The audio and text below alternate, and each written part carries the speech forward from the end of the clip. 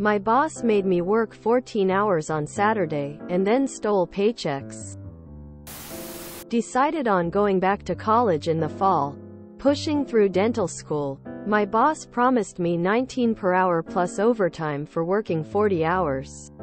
Never worked as physically hard in my life. About halfway through hiring us, he decided he wanted to cut back on number of employees he had. So he pushed us to quit over the course of 23 weeks by intentionally being a dick. He texts me to come in for work on Saturday and had to cancel plans I had with my family. Told me he had my paycheck. I told him I was quitting after today.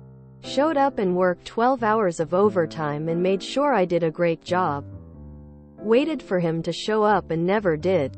Long story short. 1 month later he stole 3 paychecks and blocked my cell hash. Welcome to America. Contact your state Department of Labor and file a complaint. Go to the labor board. He is counting on you doing nothing. Make him pay you. If you file a claim, he will have to pay you wages plus liquidated damages for every day he's late. Put out the word he a bad boss that doesn't pay his people. As others said, contact your labor board, but set yourself up for success first. Do you have any proof of the hours, places you work? For example, do you let Google track your location? Your Google Maps timeline can show you going there on the days you worked. Take screenshots of all text messages and call logs of you talking to your boss while employed but also trying to collect on wages owed. If you have your pay stubs, checks, or direct, regular deposit records from your bank, gather those. Look into the county tax records for where your boss lives. This can give you the address of his house. Makes it easier for the labor board to send a notice to him. If he owns a building for his business, that address will show up too. If the business owns the building, you can use the same tax records to get the name and address of the business. Basically, you want to establish you worked for the company, that you worked X hours for Y wages, that your boss did not pay you, and you tried reasonable actions to contact your boss and collect. Find out who owns the last $2,100 worth of boats you detailed. Hell, find out who owns any of the boats you've ever detailed for him. Start contacting them and tell them you are contacting them to collect payment for detailing their boats. Don't stop until you get paid.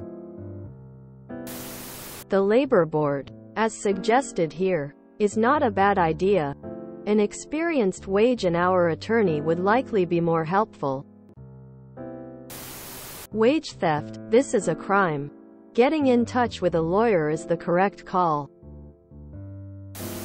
Never tell someone you're quitting early. Just let them know on your way out.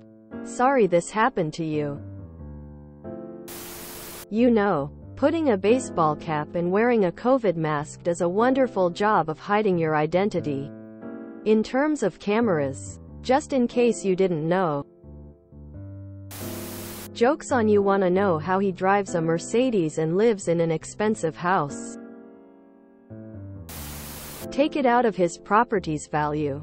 Destroy the boat's finishes. Shit on his Mercedes. Like garnishing his wages. I'm not sure exactly why this is America's fault. I'm pretty certain there are greedy, dishonest bosses in every country.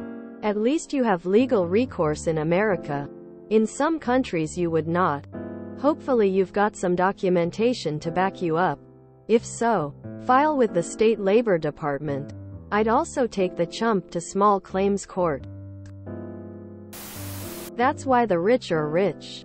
They don't work for their stuff. They get people like you too. If I tallied up the labor theft from my years working in architecture, it would hit right about 6 figures. If you enjoyed this video, please check out our playlists full of similar content. Epicaricast is like doom scrolling for your ears. Please like, share, and subscribe.